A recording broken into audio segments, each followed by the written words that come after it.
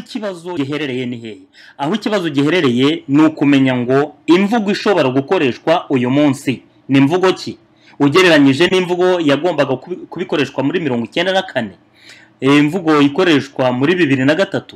Ese imvugo tugezeho uyu munsi imeze ite? Niyo mvugo yakoreshwa kugira ngo abantu be kumva ko ubatonetse, kubera yuko ikibazo dufite nicyo kumenya kuvuga ibintu mu buryo budatoneka abantu. Icyo kibazo rero turaza no kukigarukaho tuvuga byerekeye Felix inshingano n'indi byo. Icyo kibazo kirebana mbere na mbere no kutabogama, objectivity, muri ibyo kwirinda impuha. Uzi ko ikigo cyacu kirangwa n'impuha cyane kandi ugasanga zivaye kuri ibyo rero bizaba kwigisha pedagogy. Turishyira hamwe ryihaye inshingano zo kuvugurura imvugo ikoreshwa muri iki gihe, tugerageza guhindura imyumvire y'abanyarwanda muri rusange no kurema umunyapolitike mushya bijyanye n'ibihe abanyarwanda bagishakisha ukuntu bakwigobotora ingaruka z'itsembabwoko ryibasiye abatutsi n'akandi kaga kose igihugu cyaciyemo. Bityo intego kaminuza yacu ni ugushyira imbere umuco w'amahoro, ubworoherane no kubabarirana, tuzirikana ko dusangiye ubunyarwanda. Izi nshingano tukaba twazigeraho binyuze mu kwimakaza ubwisanzure mu bitekerezo byubaka. Ibikorwa bya VPRX bijyanye n'inshingano twihaye bikubiyemo imishinga inyuranye mu rwego rw'itangazamakuru ryigisha uburyo abanyarwanda bakwiyunga nyabyo hashyizwe imbere ibiduhuza. Mu bikorwa by'ingenzi biteganyijwe harimo guhanga ibinyamakuru fatizo byanditse mu Kinyarwanda, mu Cyongereza, mu Gifaransa ndetse no mu Giswahili, gutangiza radio na televiziyo Ijwi ry'Amahoro, gushinga ikigo kaminuza cy'itangazamakuru no gushimangira demokarasi. Birumvikana ko umushinga nk'uyu udashobora gushyirwa mu bikorwa leta itawugizemo uruhare mu kuwushishikariza abaturage no kuwutera inkunga mu nzego zose. Bizasaba kandi ubufatanye bw'intiti n'inzobere mu byerekeye imbonezamubano. Hazakenerwa by'umwihariko inkunga zinyuranye ziturutse mu miryango mpuzamahanga iharanira ubwisanzure mu bitekerezo ndetse n'itangazamakuru bihamye.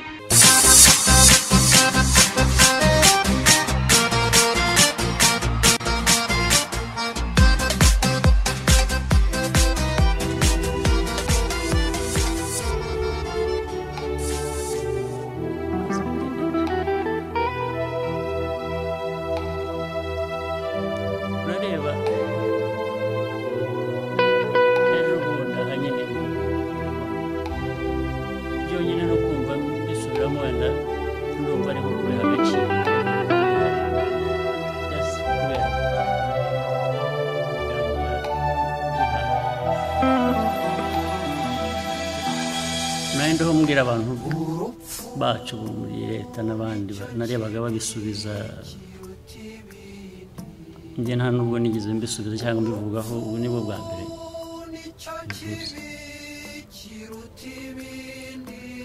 ariko nkabona n'abantu bacu bamwe oya ntabwo ari twe twabikoze, bahakana nibi ntabwo ari mu babikoze. Ariko ugiye ikibazo cyanjye ahubwo mwari mukwiye kuba mubikora ahubwo.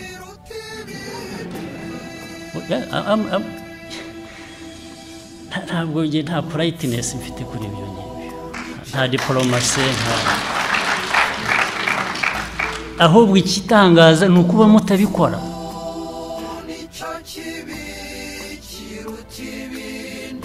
Ni ukuba abantu bashobora kugambanira igihugu. Nagira ngo rero rwose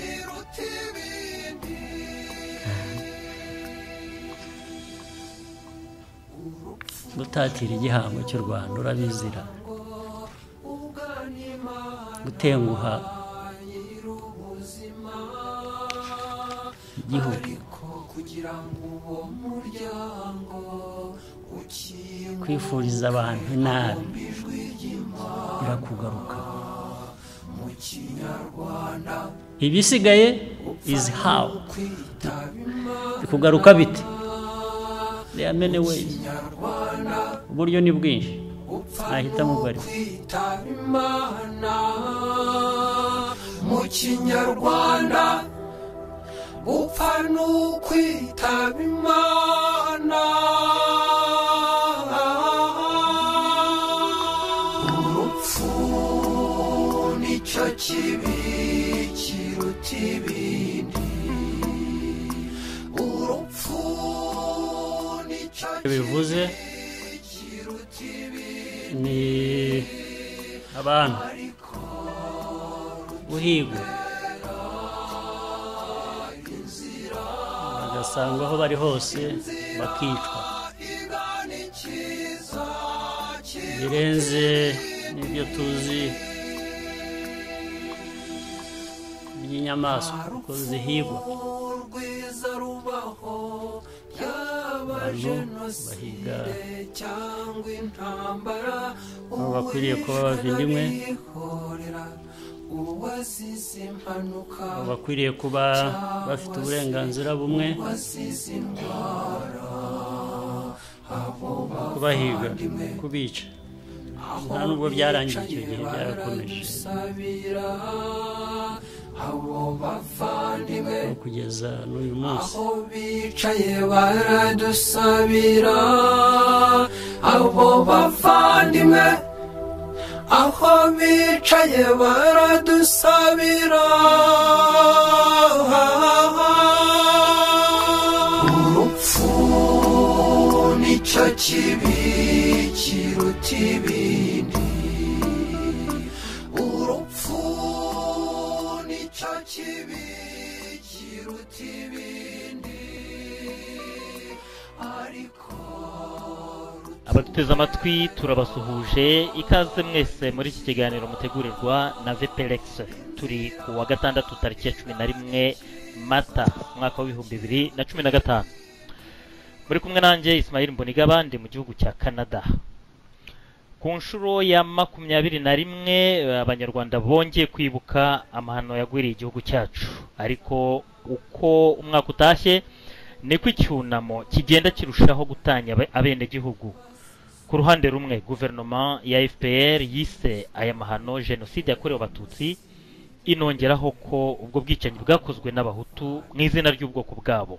Ku rundi ruhande hakaba abavuga bati iyi ni genocide yakorewe abanyarwanda bose, bagasobanura ko mu rugamba rwayo ijya gufata ubutegetsi ndetse na nyuma y'uko ifata ubutegetsi FPR yamenye amaraso y'abahutu batagira ingano. Ikibazo cyangwa se ibibazo byibazwa ni ukumenya niba bishoboka ko mu Rwanda hakubakwa urwibutso buri wese yibonamo, yaba umuhutu yaba umututsi ndetse n'umutwa, uwo ari we wese wabuze abe baziza akamama nyuma y'imyaka 21 y'ubutegetsi bwa FPR. Ninde abanyarwanda bakwiye gutega amaso ngo akemurize impaka z'ubusumbane bushyirwa hagati y'abavuye kuri iyi si bazize ubwoko bwabo? Turabigarukaho mu kanya duha ijambo abatumirwa bacu. Victor Manege Gakoko atuye mu mujyi wa Montreal hano muri Canada. Tukaba kandi turi kumwe na François Munyabagisha, we atuye mu mujyi wa Drummondville naho ni muri Canada. Mwembi ndabasuhuje. Bagusuhuje Ismail. Mbere yo kubaha ijambo reka mbagezeho amakuru avugwa ku Rwanda muri iki gihe. ahubwo mfite ishema ry'ubumuntu ndi umunyarwanda igibanzirizwa na ndi umuntu. Ambasaderi w'u Rwanda mu Bubiligi yamaganye abahakana n'abapfobya jenoside. Bwana Masozera arahamagarira leta y'u Bubiligi gufata ingamba kugira ngo hakemuke ikibazo cy'abahaye indi nyito jenoside yakorewe abatutsi mu Rwanda, ngo bakayita jenoside rwandais, bishatse kuvuga jenoside yakorewe abanyarwanda. Aba ngo bakanatizwa umurindi n'abandi bavuga ko mu Rwanda habaye jenoside nyinshi. Hagati aho nk'uko tubikesha radio BBC y'Ubwongereza, leta y'Ububirigi yafashe icyemezo cyo gukumira abanyarwanda bifuzaga gusura urwibutso rwa jenoside ruri mu mujyi wa Bruxelles ngo biturutse ku rujijo rwatewe n'udutsiko tw'abanyarwanda batavuga rumwe. Bamwe ngo bashaka gutangira icyunamo ku itariki ya 6 yibutse igihe indege wahoze ari umukuru w'igihugu Juvenal Habyarimana yahanurwaga, naho abandi bagashaka kuhaza ku itariki ya 7 Mata, umunsi kw'isi hibukwa jenoside yakorewe abatutsi mu Rwanda. Mu Rwanda ho ubwo Perezida Paul Kagame yatangizaga icyumweru cy'icyunamo, yatangaje ko kwica no guhiga abanyarwanda bikomeje gukorwa n'abandi banyarwanda babifashijwemo n'abanyamahanga. Mu ngero yatanze, Perezida Kagame yashyizemo uburyo isi yose yahagurukiye kurwanya umutwe wa M23 izira ngo isura yayo, ariko ngo ayo mahanga yageze ku bajenosideri ba FDLR bo bafatwa nk'amata y'abashyitsi. Yavuze kandi ko ibihugu by'i Burayi bikomeje kureka abakoze jenoside bakidegembya. Agaruka no kuri filime yakozwe na BBC yitwa Rwanda's Untold Story, avuga ko ipfobya jenoside. Perezida yasoje avuga ko u Rwanda rwahindutse, ko rutuwe n'abantu biha agaciro bakakigenera, atakarengana u Rwanda rwakomeje kugirirwa kaduteye imbaraga zidasanzwe zo guhangana n'ibibazo. Yungamo agira ati, twiteguye kubaho mu mahoro, ariko kandi n'intambara ntituyitinye. Yesu Kristu, ubwo bukristu nibwo bwunganiye ubunyarwanda. Aya niyo makuru twahisemo kuvuga ku Rwanda. Bigaragara ko buri mwaka icyunamo kizana n'utuntu dushya tugiherekeza, ariko iteka abategetsi b'u Rwanda ugasanga bagaruka ku kibazo cya FDLR ngo yabishaka kugaruka mu Rwanda ikongera kwica abatutsi. Iyo twitegereje muri iki gihe, ariko hari ikindi kintu cy'umwihariko iki cyunamo cy'umwaka gifite. Uyu mwihariko ugaragazwa n'impumeko, icyo twakwita umwuka utari mwiza hagati y'abacitse ku icumu na guverinoma ya FPR. Ibyo bikaba bisa naho byatangiye kwigaragaza mu buryo bw'umwihariko nyuma y'urupfu rw'umunyemari Rwigara Assinapol. Umuryango we uhamya ko atazize impanuka nk'uko polisi y'u Rwanda yabitangaje. Uyu muntu rero ni umuntu ukomeye mu bacitse ku icumu, akaba benshi bahamya yuko yaba yarahitanwe n'ubutegetsi bwa FPR. Umuryango we rero uvuga ko yahotowe, ndetse ukaba warasabye Perezida Paul Kagame gukoresha iperereza. Urupfu rwa Rwigara rwahahamuye abacitse ku icumu, bikaba bikekwa ko rwaba ari narwo ntandaro y'ihunga ry'uwahoze ari ambasaderi Protemitari. Uyu ambasaderi Protemitari akaba yarahagarariye u Rwanda Addis Abeba muri Ethiopia. None rero reka nze ku batumirwa bacu. François Munyabagisha, iki kibazo cy'urwibutso rwafunzwe mu Bubiligi nk'uko twabyumvise mu makuru, bivugwa ko byaturutse ku mpamvu y'uko abantu baruhinduye isibaniro, aho kugira ngo baruhurireho nk'abanyarwanda bafatane mu mugongo. Icyo kintu weho nk'umunyarwanda ukibona ute? Kiriya kintu mbona ni umwijima nyine w'urujijo rw'ibyabaye mu Rwanda ukomeza gukwirakwira. Bikaba bibabaje kubona uwo mwijima twakekaho ko u Rwanda rwihariye uri mu Rwanda, ariko none ukaba urimo kwira no mu bihugu ahantu twakekaho ko hari urumuri. Ariko ni ibintu bigaragara. Nanone umuntu akibaza akavuga ati abantu bapfe amatariki. Ni ukuvuga rero yuko mu by'ukuri batazi kwibuka icyo ari cyo n'icyo bashaka gukora ntabwo babizi. Mu by'ukuri ubwo rwibutso barimo bakora nta kamaro rufite, kuko niba abantu badashobora bapfa amatariki, biragaragara ko mu by'ukuri ayo matariki ari afite importance kurusha ibyo bashaka kwibuka. Hari ikindi ariko nuko usibye n'iyo tariki abantu bavuga bati mu kwibuka tugomba kwibuka abanyarwanda bose muri rusange bahitanwe n'akakandare igihugu cyanyuzemo. Abandi ku rundi ruhande bakaza bavuga ati twebwe twibuka abatutsi bonyine bahitanwe na jenoside. Icyo kintu rero urumva kirenze amatariki, ahubwo kijemo bya bibazo by'amoko y'u Rwanda. ngewe ku ruhande rwanjye mbona abategetsi b'Ababiligi batagombye gufungura urwibutso, bagombye kubahiriza amahoro ya buri muntu ushaka kuza kwibuka, kuza gukora imihango yo kwibuka we kuhatemberera ku ya gatandatu akazi, noneho ku ya karindwi ushatse kuza ku ya karindwi nawe akazi, noneho abantu bakumvikana yuko baje kwibuka ntabwo baje kurwana. noneho rero ushaka kwiyibukira abatutsi gusa abibuke, uwibuka abahutu cyangwa uwibuka bose yemerera uwibuka abatutsi gusa kwibuka, noneho amuha umwanya wo kuzagera igihe nawe yumva ko ashobora kwibuka abantu bose. ariko niba gukomeza guterana imigongo rero no guhangana kuriya noneho urwibutso bakarufunga, bituma ahubwo kugira ngo abantu bazagere ubwo bumvikana bikomeza kugenda biyombera. Victor, urabona abantu hagati y'abantu bavuga yuko jenoside yakorewe abanyarwanda n'abavuga ko yakorewe abatutsi, wumva aho abafite ukuri ari abaheweho, ubyumva gute? Ismail, ndumva icyo kibazo twarigeze kukivugaho mu biganiro byacu bishize. Inyito nk'ibyo François amaze kuvuga, inyito nabyo zabaye nyinshi kugira ngo rero ubwazi inyito zibe ikibazo, kwa kundi kutumva ko uburemere bw'amahano yabaye mu Rwanda.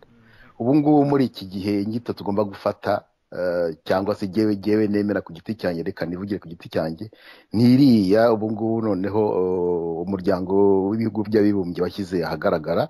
Iyo ngiyo jyewe ndumva isa nkaho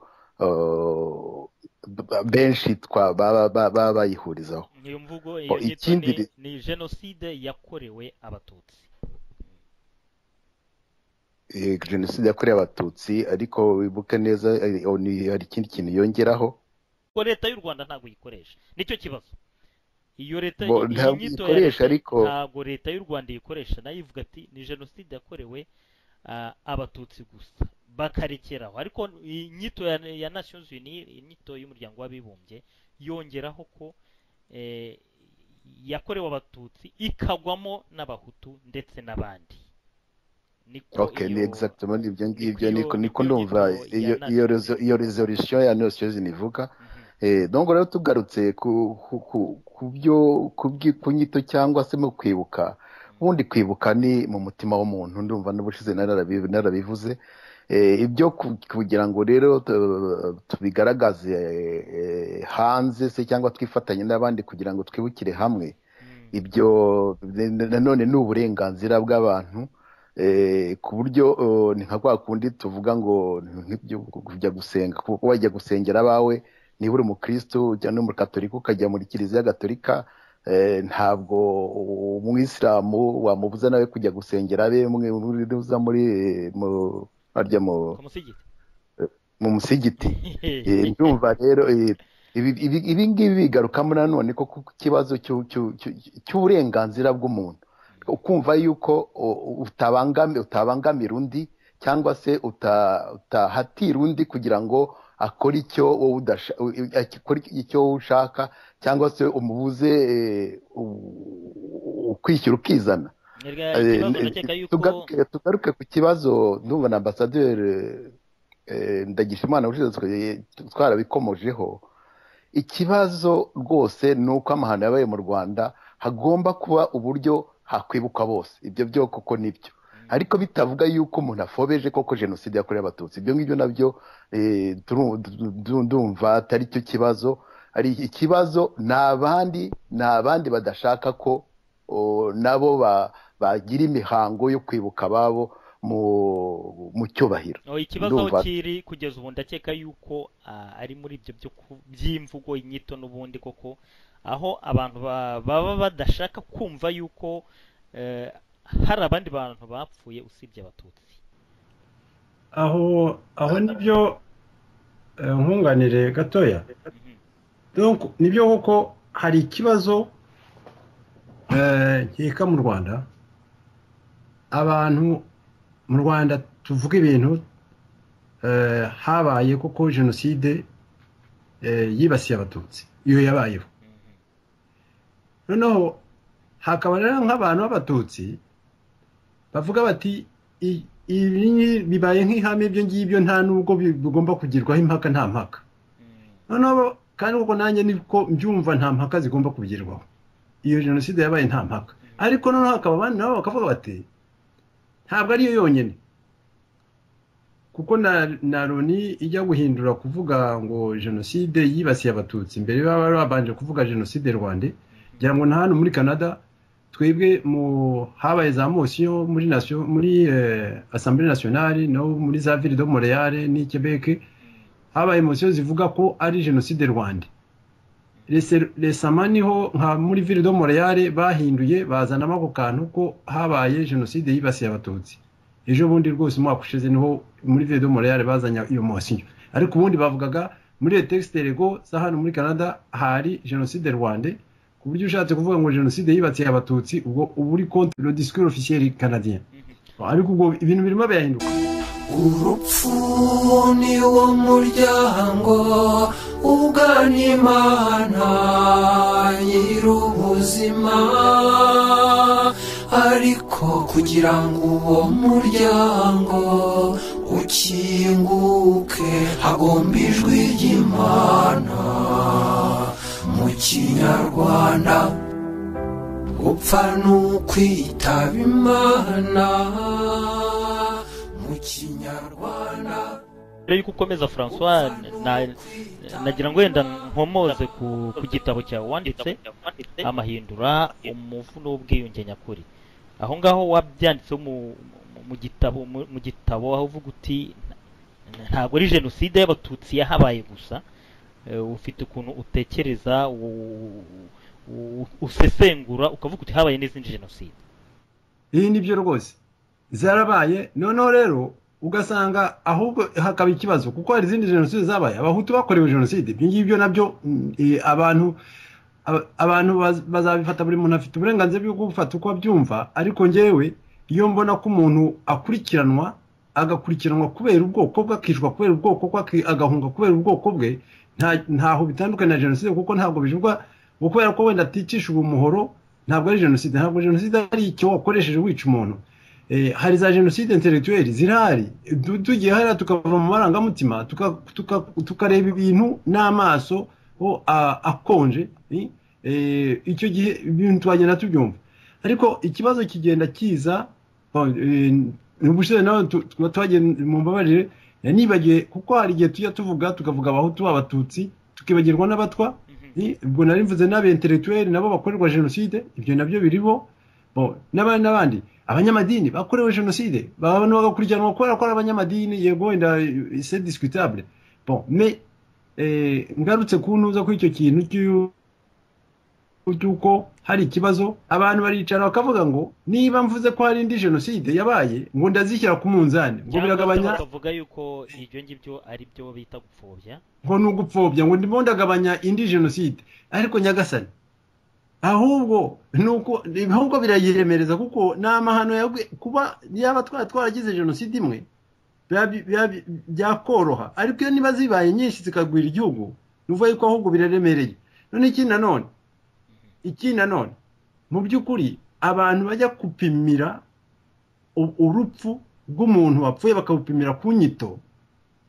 Nge hari aho ndavuga ni mu by'ukuri ni twebwe tubipima, twebwe turiho, ariko umuntu wapfuye we ntapima. Nta muntu wahitamo ngo gupfa azize jenoside ngo yitiriwe abatutsi, cyangwa gupfa azizwe gusa ngo kuzizwa yuko wenda umuntu yaje akamuhohotera. Nta muntu uhitamo. Ariko ikintu rero kibabaza nuko twebwe tujya gushyira umunzani impfu, amahano tukayashyira ku munzani tukayapimisha inyito, aho kugira ngo tujye kuyapimira ku munzani w'ubumuntu. reka nse tugaruke tugume kuri aya makuru aho ijambo perezida repubulika yagejeje ku banyarwanda igihe yatangizaga icyumweru cy'icyunamo yavuze ati guhiga no kwica abanyarwanda birakomeje kandi birimo n'abanyamahanga. None mu gihe mu gihugu hamaze iminsi havuga ubwicanyi, abantu baburirwa irengero, abandi imirambo ireremba muri za Rwero aho ngaho, mwe mwumva guhiga no kwica abanyarwanda bisobanuye iki aho ngaho mugereranyije n'ibyo perezida yavuze? Victor? Biragoye kuba umuntu yasobanura cyangwa se yabyumva, usibye ko nakwifashisha none amagambo yongeyeho. We yavuga icyo perezida yashyize imbere cyane ni abajenosideri bakiri hirya no hino usanga mu bihugu basa nkaho ngo babonye icyicaro bafatwa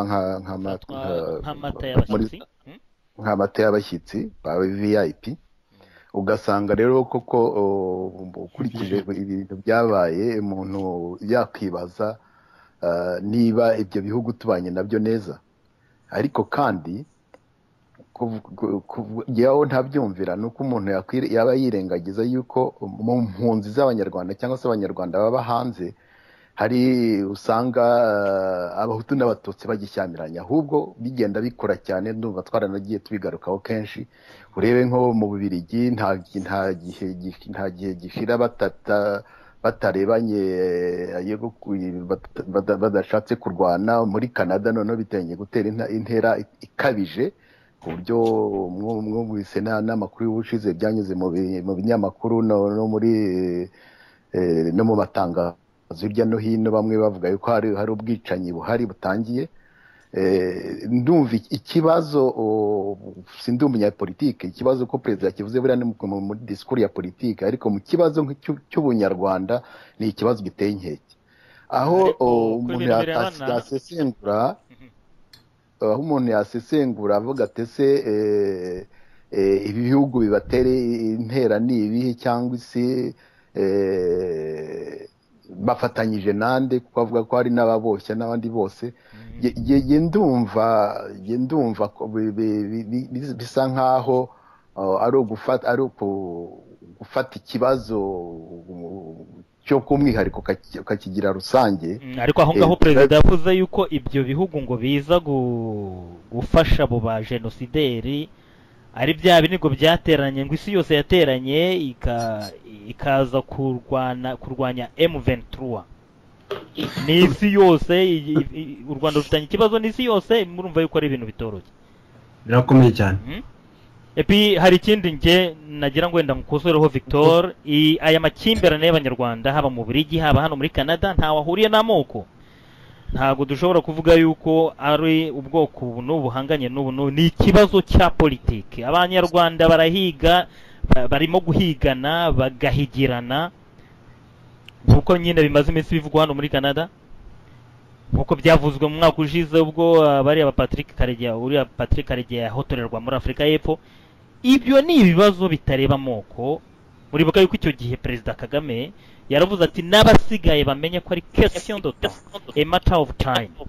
Mbese ahanini akaba ari ubutegetsi bwa Kigali bukekwaho kohereza abakomando kwica batavuga rumwe nabwo. Ubwo rero ntabwo dushobora kubyitiranya rwose, ni ikintu kirebana nuko amoko yabahanganye n'ayandi. Munyebagishaho hari ikintu bibonaho? Icyo nshaka ko wenda icyo nakunganira aho Victor wenda yashatse kuvuga nuko muri ziriya disikuru za politike nka ziriya za Kagame, za Perezida Kagame, zishyamiranya amoko, zituma abantu bashyamirana mu moko, nubwo ikibazo mu by'ukuri nk'uko Ismail bivuga ntabwo ari ikibazo cy'amoko. Uhereye none ugarutse kuri ibi ngibi rero avuga ngo abatutsi ngo baracyahigwa hirya no hino, ngo abanyarwanda niko yavuze. Ahubwo urebye mu by'ukuri yego yatanze urugero avuga M23 ko ngo yahizwe, ngo amahanga yose ngo yarayihize, ngo kandi ikazira isura yayo. Iyo sura muyisobanurira gute mwebwe? niyo kuba ari abanyarwanda ko perezida Kagame yarabivuze ati n'abanyarwanda birazwi atari ko ibyo baharanira nk'abanyarwanda ntabwo babiharanira mu Rwanda babiharanira mu kindi gihugu. Ariko rero ibyo kuba bari abanyarwanda ibyo turabizi koko nta njye sinabihakana kandi simbihakana. Abanyarwanda numva ko bagomba kuba abanyarwanda ndetse niba byaba ngombwa natwe tukaba twabarwanira ishyaka, ariko ishyaka ry'ubumuntu atari ishyaka ryo kujya kuba ibikoko byo kujya kwica abandi nabo. Noneho iryo shyaka ry'ubumuntu tugomba kurirwanirira, ariko atari byo kurwana nyine n'imbunda. Ariko ikibazo nanone njye nabaza nanone ni ubu ngubu nibwo igihe cyose bavuga ngo bararwanya iyo M23, ubu nibwo Perezida Kagame yibutse ko isi irimo irwanya abanyarwanda, kandi icyo gihe yahakanaga yivuye inyuma avuga ko atari kumwe na M23. Icyo gihe cyose ntabwo yigeze yumva afite umutima wo kugira ngo atabare abo bana b'abanyarwanda. Ubu ngubu nibwo abyibutse mu rwibutso. Ndumva ari byo koko asa naho yiteguye kujya kubarwanirira, nk'uko bigaragara rwose yuko Paul Kagame aryamiye amajanja nka hariya avuga ati twiteguye kubaho haba mu mahoro, ariko kandi niba hari abashaka intambara ati nayo turi tayari kujyayo. Ubwo rero ibyo birumvikana yuko nta kintu gishobora kumubuza kuri we, nta kintu gishobora kumubuza kwegura intwaro akajya kurwanirira abantu isi yose ishobora kuba yaritamitse. None agiye gushoza indi ntambara y'isi yose nuko n'abanyarwanda Perezida Kagame azwiho kuba ari we wahagaritse jenoside mu Rwanda, ashobora kujya kuyihagarika n'ahandi hose. Ibyo bintu ugize gutyo ugasesengura nicyo wakura muri ririya jambo yavuze.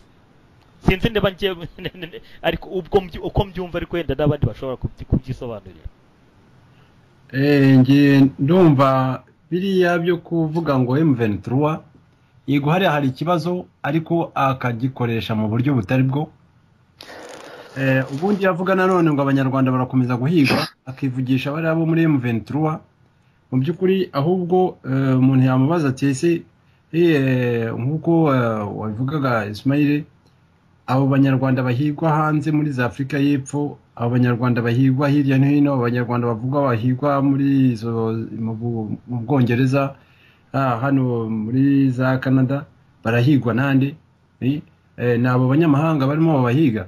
Abanyarwanda bicwa, wavuze urupfu rwa Rwigara, bari abantu bapfuye bo muri za Rweru, bagaragaye muri za Rweru, abantu babuze ibihumbi niba ngo ari 40, 50, 60 mu ntara ya ruguru, bakaburira irengero. Abantu inkuru ziza zitubwira ziti kanaka yishwe, muganga kanaka yishwe, urabona uriya muganga hariya witwa nde, ariko ngo ni benshi. Noneho ukaba kwibaza ukavuga utese nibyo koko abanyarwanda barimo barahigwa, ariko barahigwa nande koko? Barahigwa ejo bundi Perezida Kagame yivugiye muri ya mibonano, mwiherero, avuga ati twabaye abicanyi, tusigaye tumeze nk'aba bandi twasimbuye, ati n'umunuko, ibyo niba byivugiye yabivuze imbere y'abategetsi bose igihugu cyateranye. Ntabwo ari ibintu yavuze ararejeri, ni ukuvuga yuko yabonye koko mu Rwanda ubutegetsi busigaye bwica abanyarwanda.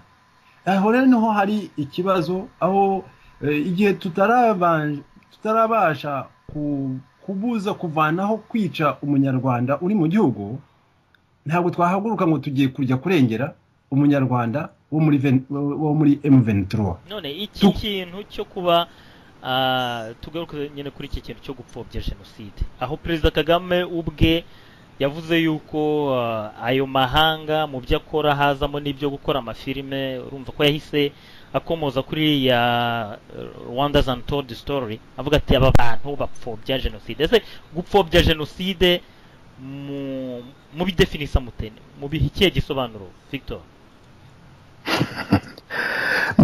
Ahangaha jewe uko igisobanuro natanga, gupfobya jenoside ni ukuvuga ko itabayeho.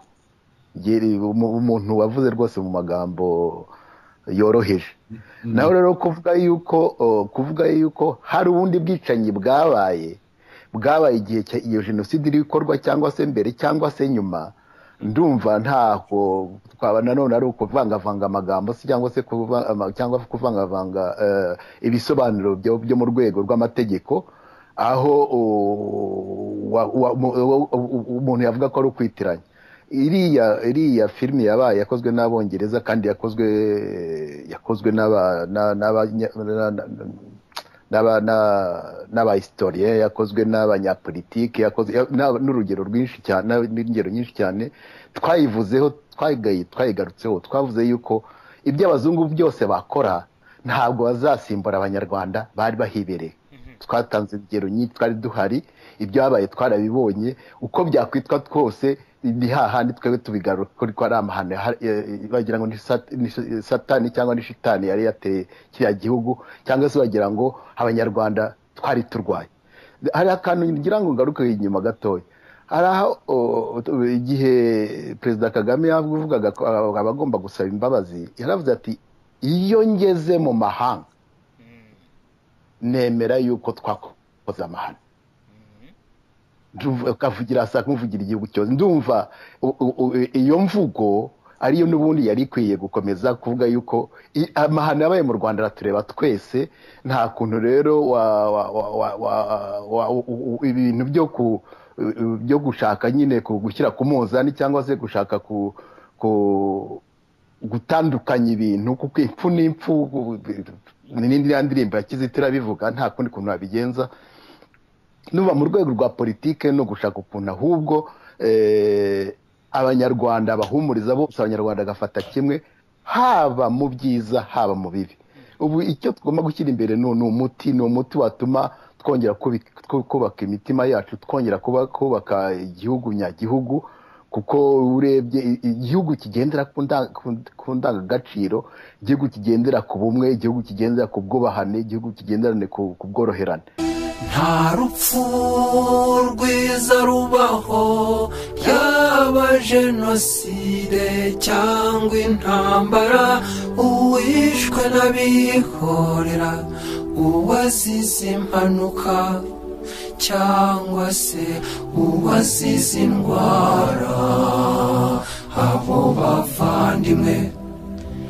aho bicaye baradusabira abo bavandimwe aho bicaye baradusabira abo bavandimwe aho bicaye baradusabira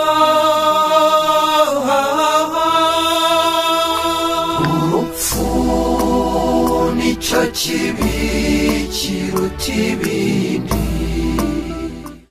ako kantu uvuze ko kuba perezida Kagame yaravuze ati ngeyo ndi mu mahanga ndagenda nkabwira aba banyamahanga abanyarwanda twakoze ishyano kuki bimugora kuba yabivuga mu Rwanda yumve yuko ishyano ryakozwe n'abanyarwanda ahubwo akumva yuko agomba kubitwerera igipande kimwe cy'abanyarwanda naho ubwandu abanyarwanda dufite abanyarwanda bamwe bafite kurusha abandi ariko byose bikarangira bibuye abanyarwanda burakabije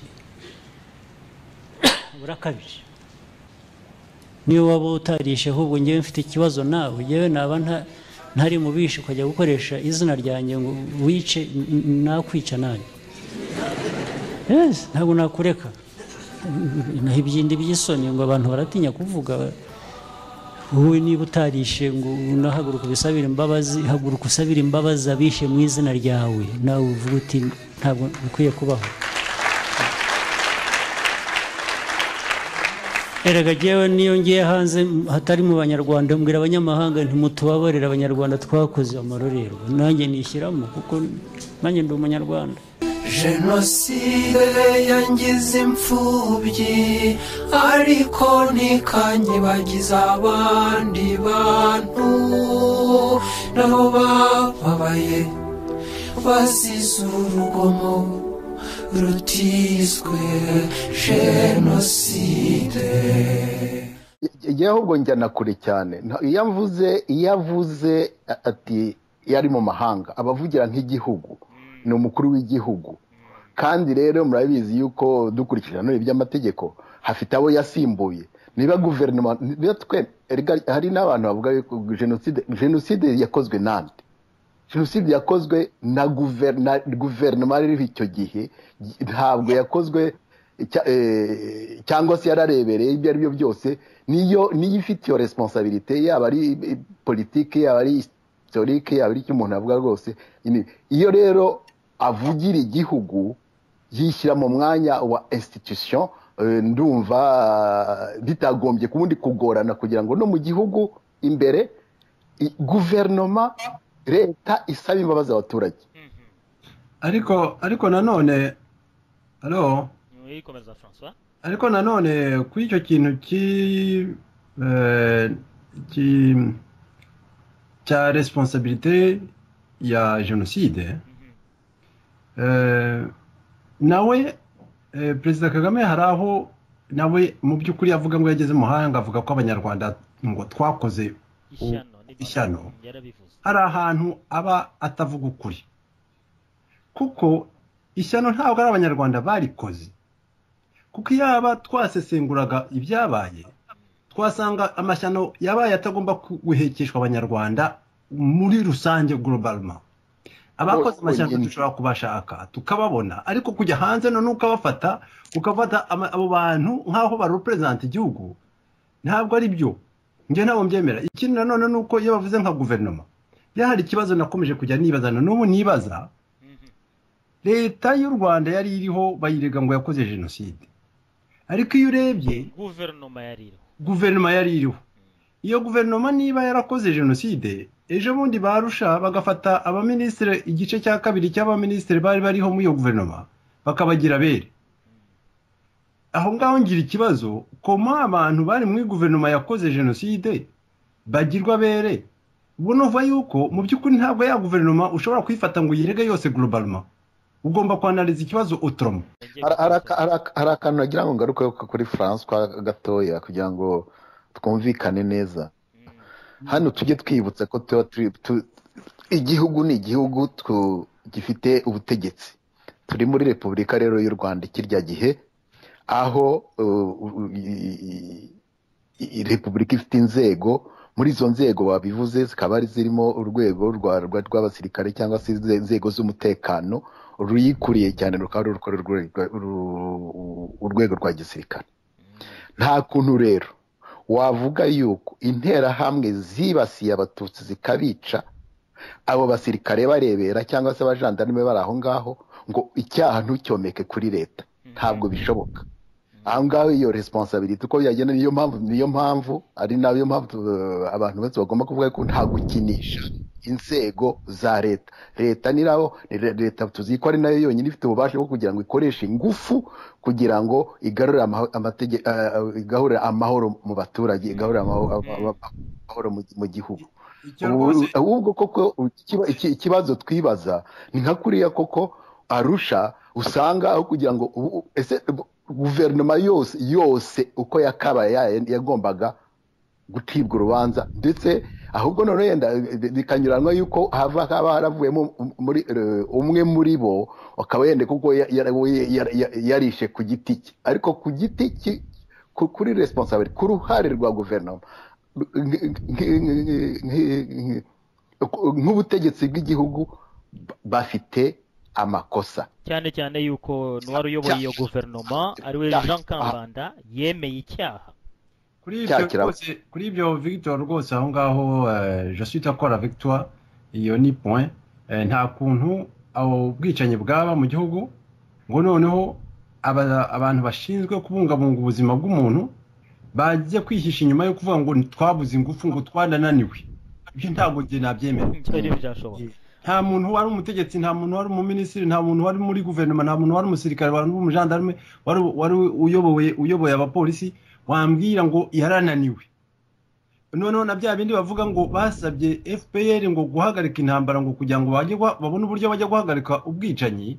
ntabwo ngewe ibyo ngewe mbyemera nabyo ni urwitwazo ntabwo byumvikana kuko niba FPR imirwana yego kora uko ushoboye kuko interahamwe zicaga ibyo abantu bahimba ngo bari 100,000 ntabwo ari byo kuko mu by'ukuri hari za information nyinshi zishobora kugaragaza ko interahamwe batari barenze 3,000 4 5 ariko kubahagarika abo bantu kubabuza kwica d'autant plus que kuba neutralize ntabwo ibyo bintu byaba binaniranye iyo Darera ajya kubishaka iyo abanyarwanda bajya kushaka guverinoma bazaye kubishaka uko bakabishyiramo ingufu bari kubahagarika mu minsi 2 u Rwanda pacifiye no bakabona gushyira ingufu kujya niba byari ngombwa kujya kurwana na FPR. Ikindi rero ese ubundi kuko abantu batajya bibaza icyo kibazo interahamwe zari mu Rwanda hose interahamwe zari Kigali exactement ni Kigali naho ntabwo zatangiye gutwika ahantu hose cyari zakoza ahano ni Kigali hanyuma none zikagenda zimuka ariko ni Kigali gusa niho byatangiye naho ntabwo zatangiye muri za quartier hose icyarimwe iyo bashaka kuzihagarika rwose iyo hajya kugira une volonté politique et une volonté militaire ariko bitwaje ibintu byo kuvuga ngo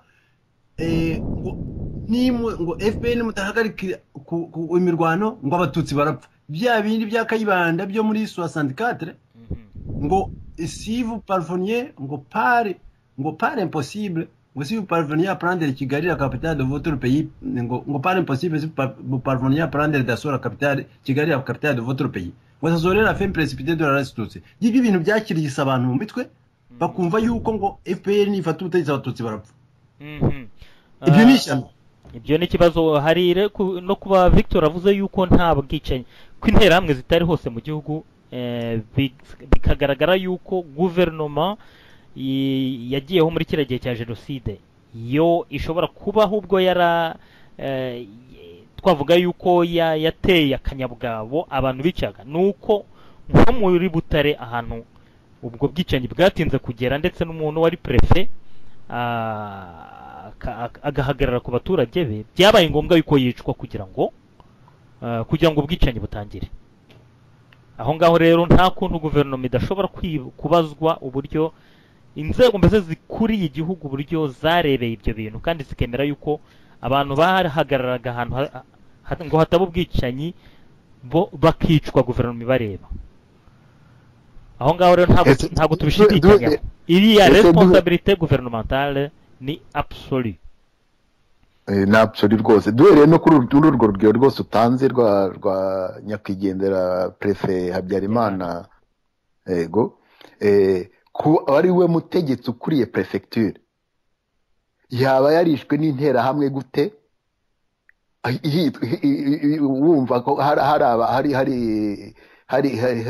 hari ubutegetsi hari abajandarme hari abasirikare bari bashinzwe kumurinda ubundi harimo rujijo harimo ibyo batavuga nyine byose ariko henda twakongeraho nuko tutakwibagiza ko harimo guverinoma ebyiri cyangwa se amacenga ahanitse ku buryo ibyo bamwe bakoraga abandi batari bazi by'abandi bakora cyangwa se bakagenda banyuranamo guverinoma ebyiri nuko ibyo byakorwaga n'abasivili n'ibyakorwaga n'abasirikare bitari kimwe ikindi n'ikintu tujye tukivuga Victor hariya urabona iriya guverinoma harimo igipande cyegamiye kuri MRND hakaba n'ikindi gipande cyari cyegamiye kuri l'opposition ariko abo bose bari bamaze gushyira ubwonko mu gihe bahuje umurongo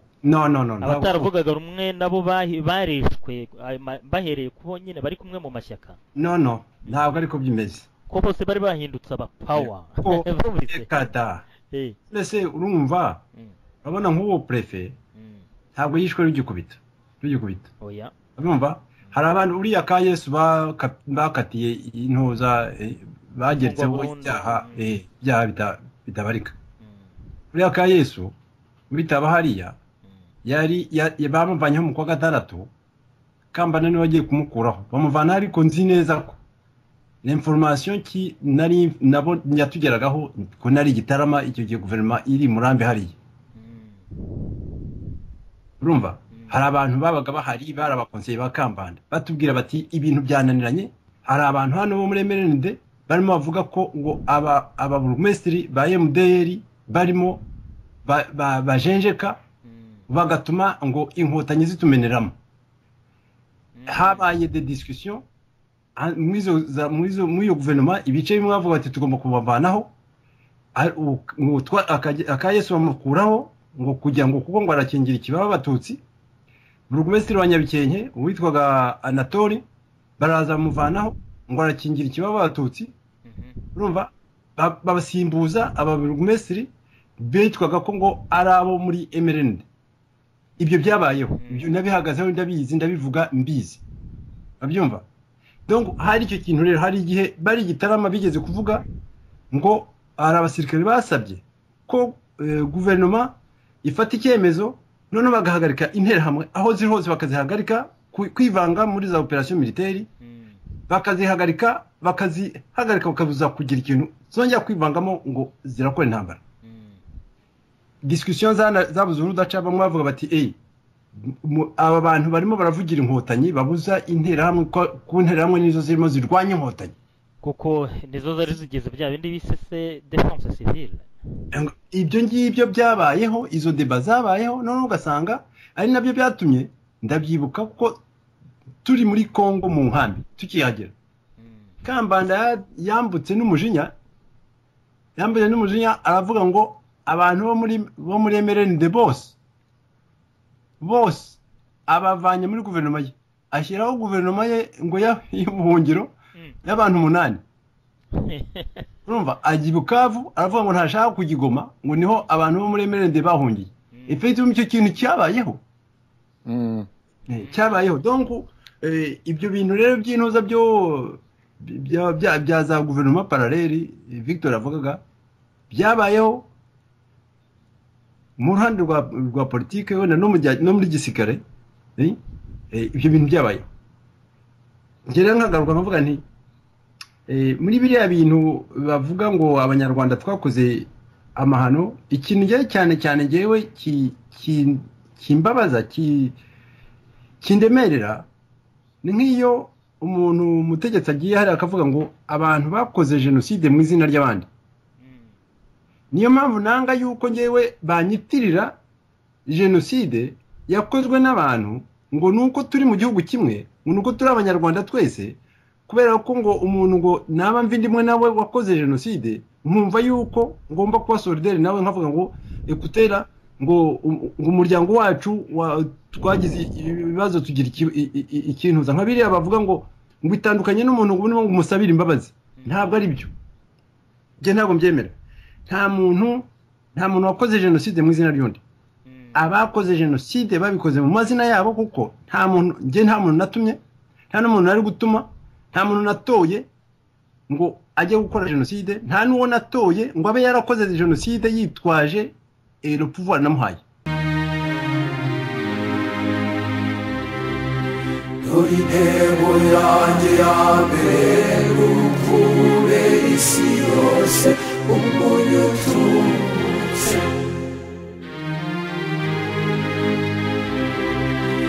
zifashisha agahinda n'akababaro nagize abandi ibyishimo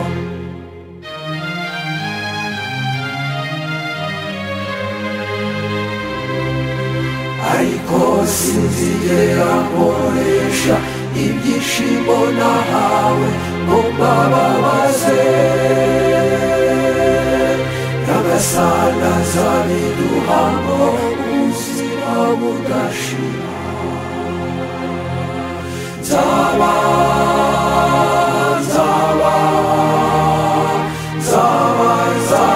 igikoresho cy'amahoro y'Imana aho urwango rwashinze ibirindiro kire y'urukundo ahari ubugome n'akababaro kire y'imbabazi zawe aho amakosa n'inyoma byateye amatako nzajyana y'ukuri ntashidikanya nzahamya ukwemera haganje abantu bihebye nzawumuhamya w'ukwizera aho umwijima n'ibibi byawo byateye intebe nzahatunga urumuri akababaro kanjye kazababyarira iseko iseko itera urumbeza mana sigashake guhozwa mbere yo guhoza mana sigashake kumva mbere yo kumva abandi sigashake gukundwa aho gukunda. twongere tuvuge ku kintu kirebana n'urwibutso mwumva urwibutso rukwiye kumera rute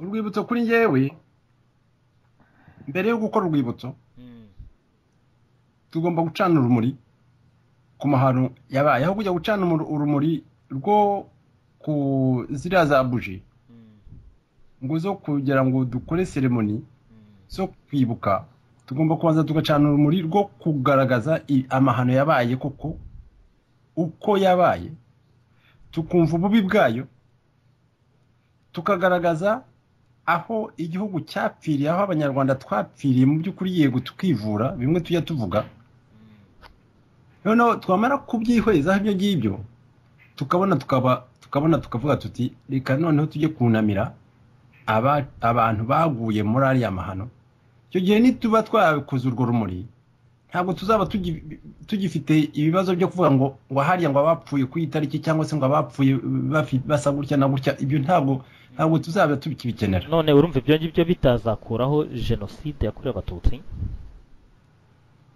Ngewe jenoside yakorewe abatutsi sinyiragira yitwa ko ititwa ko ngewe nta ntuza nta kintu abumva ko ari important rwose ko yitwa gutyo ngeka ko bazagera igihe bumva yuko bitari ngombwa kugendera ku nyito nifuza nizeye ko bizagera igihe bazumva ko bitari ngombwa akaya ndirimbo ya Kizito Kizito iriya ndirimbo ntabwo yayihimbye muri 94 cyangwa 15 ahimbye ejo bundi nyuma y'imyaka ingahe avuga 20 imyaka 20 hari ukuntu abantu bagenda bumva ko ikirema muntu ari kirema muntu ubu muntu ari ko umuntu ari ubuntu noneho byiriya byo kuvuga ngo byitwaza n'amoko kuko umuntu wiswe umututsi yashobora kuba yaretswe n'ikindi kuko abantu nibabyumva nibamara gutengera rega n'ibya bindi twanavuga by'amateka mama nabyo bisobanutse abantu bagabanya ubukana kuko abantu bibwira yuko Imana yaremye abatutsi karema n'abahutu ariko nibamara kubona aho ibyo byose byagiye amanyanga byagiye biturukamo nta muntu wifuza kuba prisonnier w'amanyanga ariko abantu nibamara kugenda babyumva ariko ntibakeneye kumva wenda amateka yabyo mu mizi ariko abantu bazagira impumeko yo kumva umuntu iyo mpumeko y'umuntu nka kuriya Kizito ayihumeka akayiririmba njya ndeba ukuntu aba arimo aririmba rwose ukabona ko ari ibintu koko arimo ahumeka ntabwo atari ibintu byo gukina teatre hari ukuntu abantu bazagenda baba biyongera noneho usange ibyo by'inyito no ahubwo abantu barahagurukira kuba bati kirazira kwica umuntu bikazitwa ngo iki aya mahana akazitwa ngo iki ibyo byose ni jenoside ni jenoside ni ubwicanyi burenze kamere jenoside nyarwanda jenoside yego igomba kwitwa ukuntu oya ahangaha none waba tugarutse ku nyito kandi atari byo none bizitwa gute amahano yaguye ku Rwanda cyangwa amahano abanyarwanda bikoreye nama birenze gihe nigeze kuvuga ngo birenze jenoside baravuga ngo ntagomba irindi jambo birenze ukumva birenze jenoside munyabagisha yaramaze kubivuga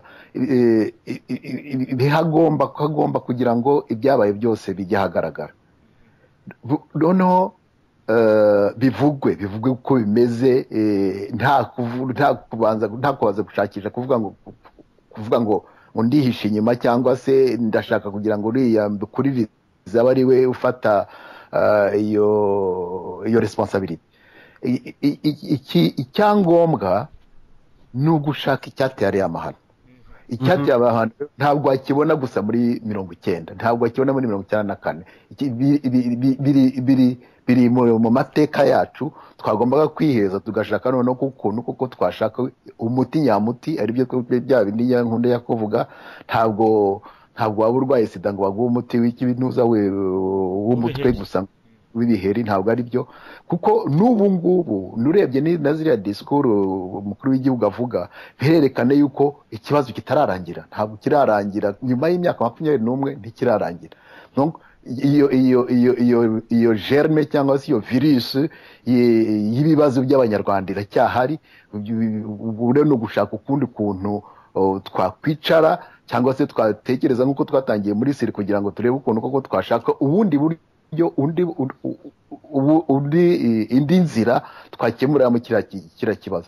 Ariko hari akantu kamwe k'ingenzi nubwo bwose tudakunze kubivugaho, ariko gashobora gutuma kabiteka imbarutso, no gushaka kurangiza ibibazo bya politike cyangwa se ibibazo by'abantu muri rusange ukoresheje ingufu, cyangwa se gushaka kujya ku butegetsi ukoresheje ingufu. Icyo kintu ni kiteka cyiza kisango kibaga umuntu yavuga cyiza urabizi nko muri bya bindi bya instant bavuga ngo na accelerateur, niko gakundi baba essence itangiye kwaka ukagenda ugashyiramo nk'amazi se cyangwa simbizi, hari ikintu ugasanga none urakongeje kurushaho ibintu. Ubundi u Rwanda, ubundi igihugu cyacu, ubundi abanyarwanda twavuye keza muri aya mahano, twagomba gukoresha imvugo y'amahoro, imvugo y'intambara, ntabwo ariyo. Rero bigaragara yuko imvugo Perezida Kagame yakoresheje ejo bundi avuga ati twiteguye kubaho mu mahoro, ndetse n'intambara turi tayari igihe cyose tugomba kuyikora. Mwebwe mubyumva mute? Ibyo bintu biranyuranye, ntabwo biravuguruzanya, ntibishoboka. Ntushobora kuba ushaka amahoro ngo witegure intambara. Ibyo ni bya bindi by'abaromani bya kera. Qui veut la paix prépare la guerre. Ni disikoro y'ubunyenduga. Mbabarire.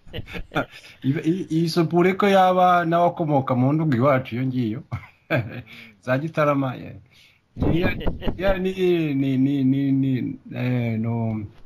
Umuvuno w'abanyagitarama biriya ngo batse umuriro bajunditse amazi, sibyo?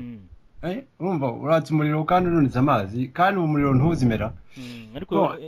Noneho rero kuri biriya koko nk'uko Victor abivuze ntabwo byumvikana. Nta kuntu waba impumeko y'amahoro ntabwo igendana n'impumeko y'umuriro. Byo ntibishoboka.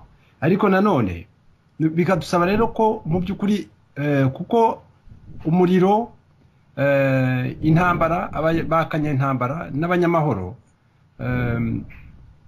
ni abantu babiri batandukanye. Umwe ajya hari akenyegeza iby'intambara ye, undi akaba agahumeka amahoro. Bidusaba rero bidusaba twebwe abanyamahoro guhumeka amahoro cyane, tukayahumeka dukomeje, dushyizemo ingufu nyinshi cyane, noneho kugira ngo za ntuza za serwakira z'imiriro n'iki byose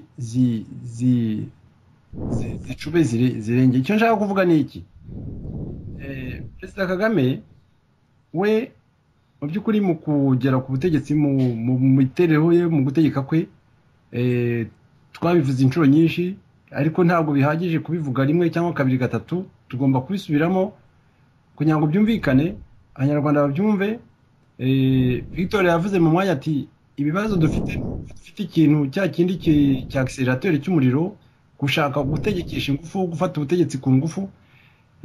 Perezida Kagame yageze ku butegetsi akoresheje imbunda, akoresheje umuriro, akoresheje igisuti, kuko nyankunze kubivuga. We rero mu mihumekere ye ni ibyo ngibyo ahumeka.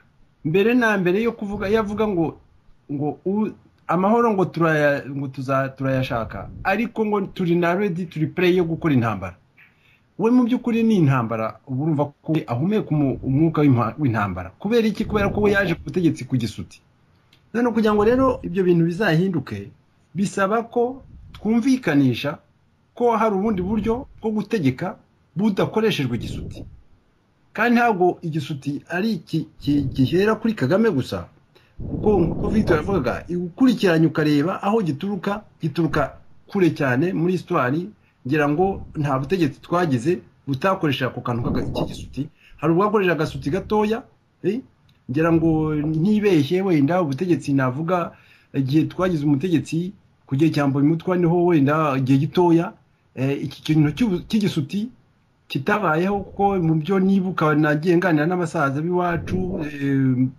banyibutsaga nuko mbo imutwa yambaraga nko muri noza yatanga urugero rwo kuvuga ngo abantu bambara umwenda wera noneho niba aramutse agize ushaka kuwanduza akorera nabi undi bihita bigaragara aho yavugaga ibyo kumena amaraso avuga ati mwambara umwenda wera hanyuma niba mugiye aho mugiye nimugaruka mutashye niba mwakoze mwamenya amaraso umwenda wanyu uraza wanduye ibyo mbo imutwa rwose yabaga abasaza barajyaga babyibutsa wenda ntabwo mbo imutwa nabo abantu bigeze bamuvuga cyane ariko genda muvuga kuko abasaza b'iwacu barimo na data bajyaga bamuganira nanjye ntabwo ari umusore nawe urushyirweho barindwaga mubi yewe amateka meza nkayo ngayo abantu bagenda bayigezayo ono cultesa bakigisha abantu ibyo gukuranaho imitwe gusa hanyuma rero ku kibazo twavugaga cya Perezida Kagame bigaragara yuko ahabwa legitimite n'intambara yagiyeho ku buryo bw'intambara ahagarika jenoside nk'uko abyemerwaho n'isi yose Perezida Kagame yumva buri gihe agomba kugumishwaho n'intambara niyo mpamvu ahora yiteguye ubwo rero umuntu agashobora no kuba yakwibaza ati se Perezida Kagame yiteguye kuzareka hakagira abandi bategeka kiriya gihugu badakoresheje uburyo bw'intambara tubanze tugire bamukredita kuba ngo yarahagaritse jenoside ariko ntayo yahagaritse kuko nk'uko na ambasaderi yabyanditse avuga ati FPR yasakirifiye abatutsi yabatanzeho igitambo urumva noneho n'ibindi bintu bigaragara yuko mu by'ukuri Perezida Kagame we icyo yaragamije kandi bino bintu byumvikana kuko ni umusirikare yafashe imbunda ari umuroberi ashaka gufata ubutegetsi ibyo rero kurengera muzi ko turabizi cyane ukuntu intambara yatangiye bavuga ukuntu Fred Rwigema we yavuga ko batagomba kurengera batagomba kurukira ku bantu ngo bice abantu bashaka gufata ubutegetsi mu buryo bwose mbese bakoresha ubwenge bwa gisirikare ariko batamenya amaraso ariko ibyo banza ngo byarabaye nko kurota bigera ubwo bahindura strategie Kagame araza aho bavuga ati ukute tugomba gukoresha shock strategie du shock sinzi ukuntu umuntu yabivuga mu kinyarwanda kumena amagi kugira ngo barye umureti kumena amagi kugira ngo umureti uboneke no ibyo birazwi naho rero iyo abantu bavuga ko ngo yahagaritse ntabwo ari byo yatsinze abandi yatsinze interahamwe yatsinze abajenosideri abo bari bahanganye yarabatsinze ntabwo yayihagaritse rero kuko yaba yari yahagaritse hari umuntu bajya bavuga muri histoire Alexandre Legrand yaratsindaga yatsinda abatsinze akabahereza akaboko Kagame yaba yari yarahagaritse jenoside ako kanya barahise yihagarika koko burundu kuko jenoside yakorewe abatutsi n'ubu biracyakomeza kuko ifashe umututsi umucikacumu noneho akagomba guhunga igihugu mu by'ukuri ahantu yarahagaze ahantu yashoboraga kuvuga ngo ni ka consolation ke noneho nakura akamwambuye ubwo se wambwira ngo warayihagaritse noneho ukongeraho ikindi iyo bafashe ugafata umuntu w'umukecuru hariya ukamwambura umuntu we yari yarihambiye ukagenda ukamwanika hariya ku gasozi kandi mu kinyarwanda mu muco wacu mu myumvire y'umunyarwanda ibyo bintu ntabwo bibaho uwo muntu mubashye bamuhagarikira jenoside ubu jenoside ye ibigikomeza aya mahano yabaye kuba tutashobora kuvuga ngo reka twiyunge tubirangize, urumva ko ishavu riracyakomeza kubungabunga mu banyarwanda. Mu by'ukuri nuvuga yuko ya jenoside igikomeza ntabwo yahagaze.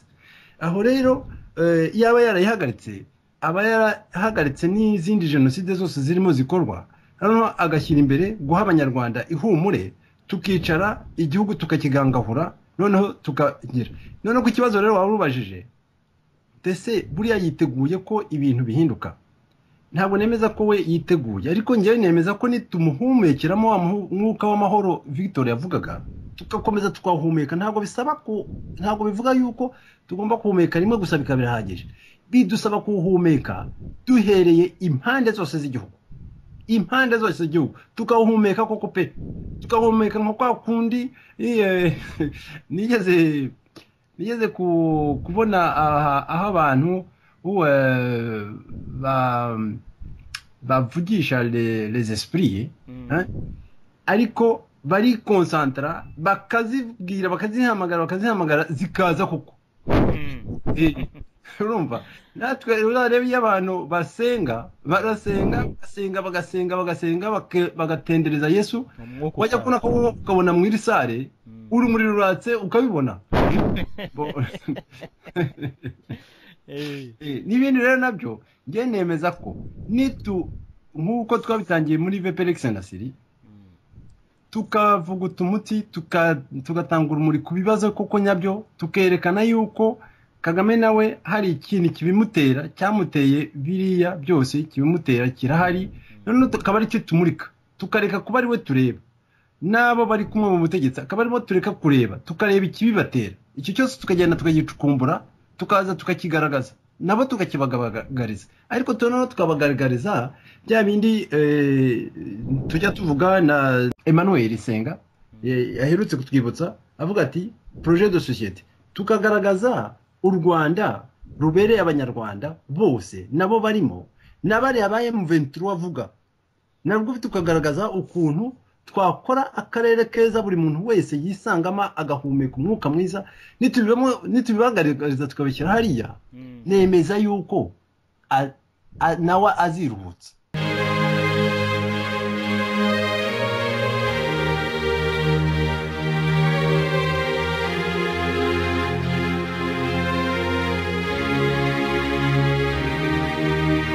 Iyi si dutuyemo irimo amakuba, irimo ingorane, irimo inzitane.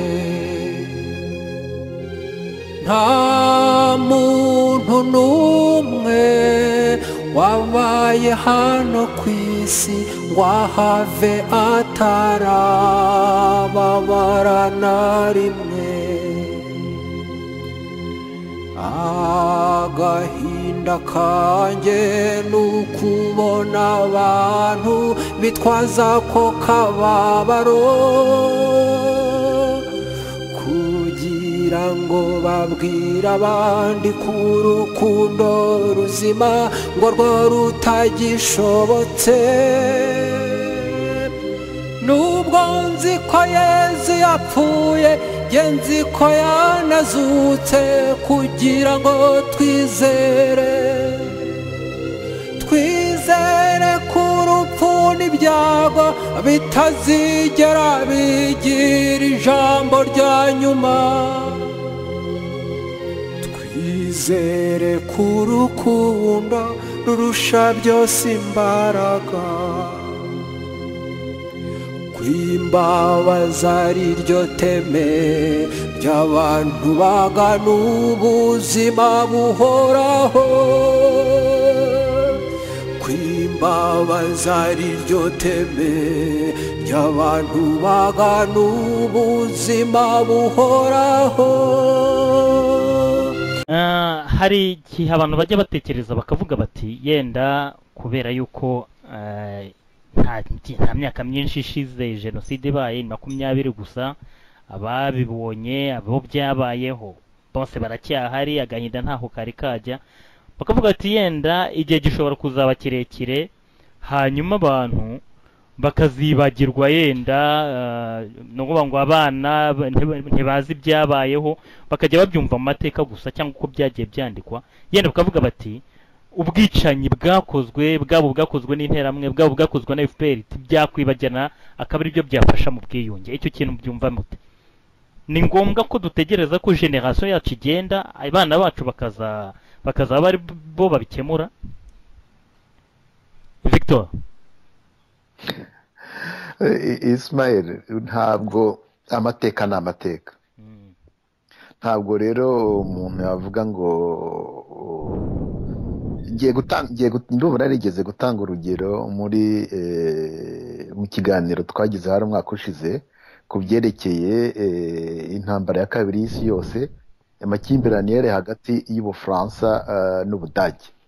Muzi ko Ubudage bumaze gutsindwa babaye bakivumwa bahabwa akato, noneho nyuma y'imyaka nibuka neza ariko ndibuka ko ari Perezida Giscard d'Estaing wari ugezeho mu Bufaransa, aravuga ati ibi bintu ntabwo bishoboka, tugomba kugirana umubano mwiza n'Abadage, Abafaransa bagasabana n'Abadage nk'abandi baturage, ati kuko murabona generasiyo zitangiye ni generasiyo zitamenye intambara.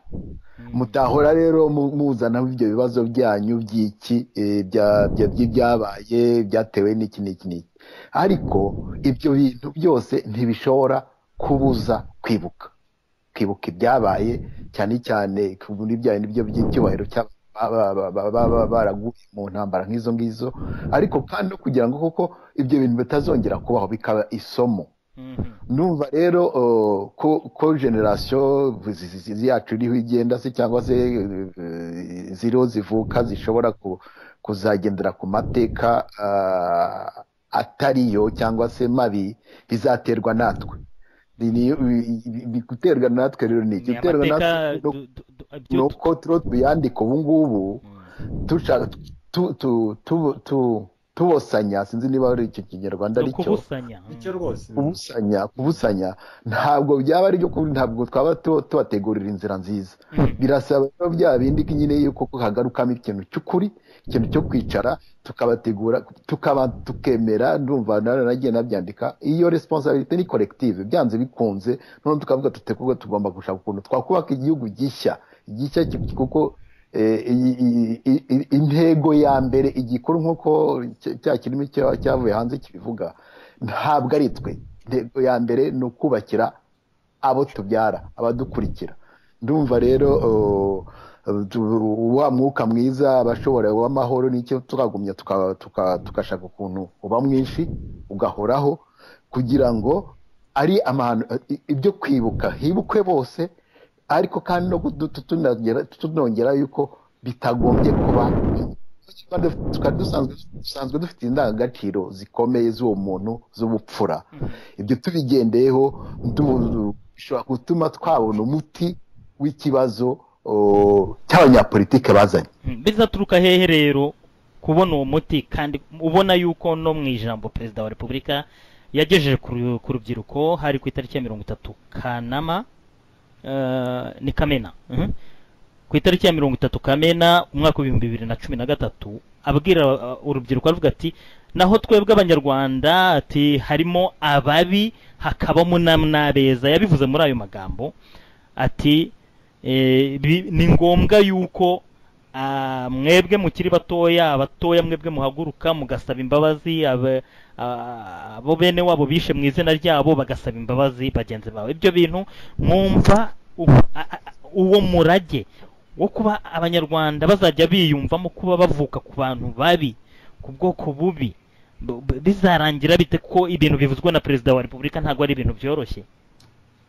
Ibyo Ismail ni ibintu njyewe bintera impungenge, bigaragaza ko Perezida Paul Kagame asa naho yigunze, cyangwa se akaba akikijwe n'abantu bamuha impumeko mbi gusa. Kuko icyo uvuze uti yabwiraga n'abana n'urubyiruko, muri disikuru ye y'ejo bundi ya Rosette naho hari ahantu yavuze ngo avuga aba FDLR ngo twuzukuru tw'abajenosideri abuzukuru b'abajenosideri noneho ibyo rero ntabwo ari Paul Kagame ubivuga gusa mwibuke ko n'inkotanyi zitera hari disikuru ivuga ngo ni abuzukuru b'inyenzi ngo ni abuzukuru b'abarunari ngo nta nyenzi ibyara ikinyugunyugu ibyo bintu urumva noneho ibyo byaje bintera ubwoba cyane ariko nanone urumva ko ari umuco uturuka hahandi hejuru mu bategetsi kuko abategetsi iyo bahumetse gutyo bakabivuga gutyo baba barimo bakuririza ibintu bitari byiza abatanga impumeko itari nziza yajya kugira abantu kandi bamuhumekeramo neza baba baramubwiye ko bene ziriya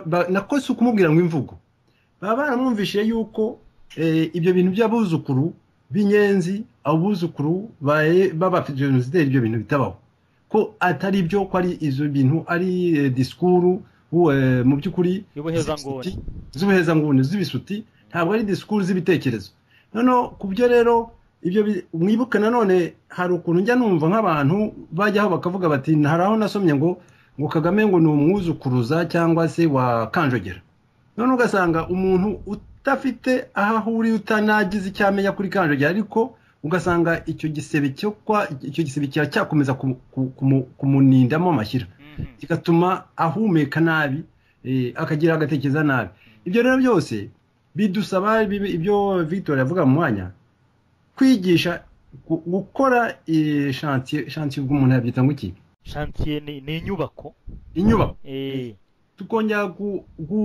gushinga rwose indangagaciro tukazizana mu banyarwanda ku buryo umunyarwanda utazi umuzanamo ibintu byo guhutera nk'ibyo ngibyo ngo abyumve akabubwira ati jyana ibyo bya serwakira yawe hirya ngibyo ntabwo bingeraho tugomba kwigisha gukora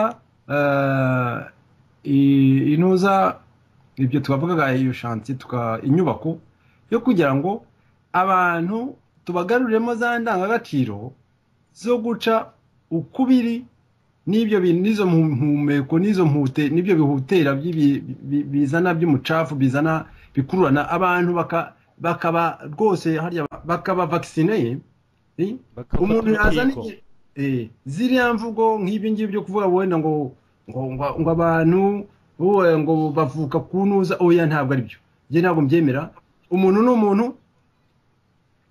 aho yaba umuntu ashobora kuba avuka ku wundi wenda w'umunyamakosa ariko umuntu we ni umutagatifu ntabwo umuntu azaba umunyamakosa kubera ko avuka ku munyamakosa cyangwa avukana n'umunyamakosa ibyo ngibyo tugomba kubyigisha mu ndangagaciro abantu bakabyumva ntihagire umuntu ugira ikimwaro cyo kuvuga ngo ngiye mvukana n'umuntu w'umunyamakosa oya ntabwo nzagira ikimwaro kubera yuko mvukana cyangwa nkomoka mu Rwanda kubera ko mu Rwanda ngo hari abantu bicana ibyo ntabwo bizantera ikimwaro ahubwo bizantera ubugabo bwo kuvuga ngo bari abantu bicana b'abanyarwanda n'abahumekera mwuka ki kugira ngo bareke kwicana ariko hari n'akandi mu byo Ismail yaravuze iyo Perezida Kagame avuze nk'ariya magambo yewe ngaruka inyuma gatoya kuri ariya magambo yabwiye abayobozi igabiro iyo atinyutse akababwira ati murabeshya abaturage mwica n'abaturage ari naho yabivuze mwica n'abaturage murambeshya rero ntabwo byantangaza n'ejo bundi yongeye agahaguruka akababwira ati mutuma munkoresha amakosa ibi mutuma mvuga sibyo iriya disikuru iba yateguwe nande mbere na mbere nuko tubivuga nuko tubishyira mu rwenya ariko biriya bigaragaza kuko nta bantu nta banyama abakonseyeri abajyanama bemye bafite bareba bashishoza bareba imbere aho ku Rwanda rw'ejo kuko nibo ba mbere bagombye kuko kujya bategura amagambo atuma imitima yacu isubira mu gitereko bikaba byatuma koko no kuyisana byoroha naho ubundi se hari igihe ntabwo umuntu ajya kugira gutya bagira ngo ugiye kugira agahenge ukumva haje irindi jambo rituma ukuka umutima. Ndabona ndabona byago bizageraho bishire, kuko abanyarwanda mu mitima yabo, abanyarwanda muri kamere yabo n'ubwoko bukunda amahoro.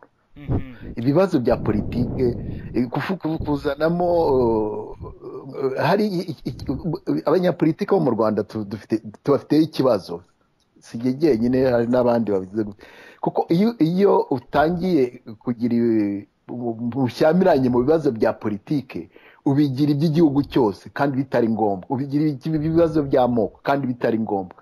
Urabona nka buriya disikuru yavuze ibyerekeye kuri FDLR, avuga ati abanyamahanga bayigera imbere bagasa nk'aho bakomakoma. Ntabwo yibutse kutubwira yuko bakoze misiyo 2-3 bafatanyije n'abanyekongo, bafatanyije n'amahanga, babahaye financement zose zishoboka kugira ngo bari abantu babahaye. Ese ko bitakunze, impamvu ntanze urwo rugero nuko iyo habaye ikibazo ntabwo twakwiye kwirinda kwihutira gutira conclusion tutabanje koko kujya kureba impamvu, kuko ikibazo yuzanye ikibazo cya Kongo kiva mu Rwanda, ntabwo Kongo siyo yiteye biriya bibazo. Iyo gutangira kuzana ama FDLR nabo buzukuru n'abuzukuruza b'intoze wibagirwa yuko biva mu Rwanda.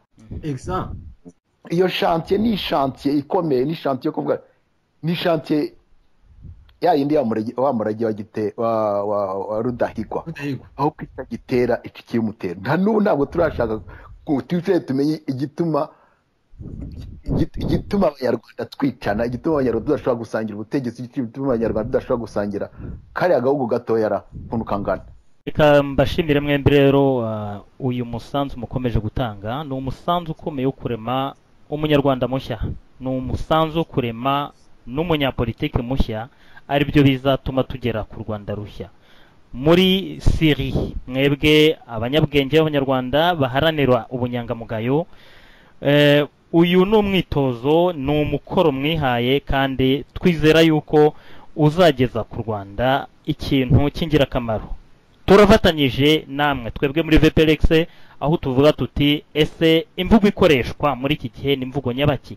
Imvugo igomba kuba itandukanye n'iyo twavugaga muri 1994, uko byagiye bigenda ibihe bisimburana. Mu gihe tugezemo imvugo igomba gukoreshwa ni iyihe? Ni ukuvuga ngo baba abayobozi bagomba kumenya yuko tugomba kurenga cya gihe abantu bari bagitemana, tukinjira mu bihe bishya byo kubana mu mahoro. Nagira ngo rero nshimire n'abari baduteze amatwi, mbararikira ikiganiro cyacu cy'ubutaha. Rwanda rugari rw'abasabo b'isi yose ukwizera, kuko wamenye urupfu, bereka abandi ko atari iherezo, bereke ko ubuzima butivuganwa n'urupfu, bereke ko urwango rutakibasha imitima y'abanyarwanda, bereke ko ubuzima butivuganwa n'urupfu, bereke ko urwango rutakibasha imitima y'abanyarwanda. Mbese muntu utinyuka ugafata umupanga ugatema mugenzi wawe? Mbese muntu utinyuka ugafata gerenade ukajugunya mu bantu? Mbese ubwo uyobewe ko itegeko ry'Imana ari ryo gukunda mugenzi wawe nk'uko wikunda? Nakubwo ndabizi uzi ko ari inzozi zitajya mu ngiro, nakubwonda biza uraharanira ishema n'amafaranga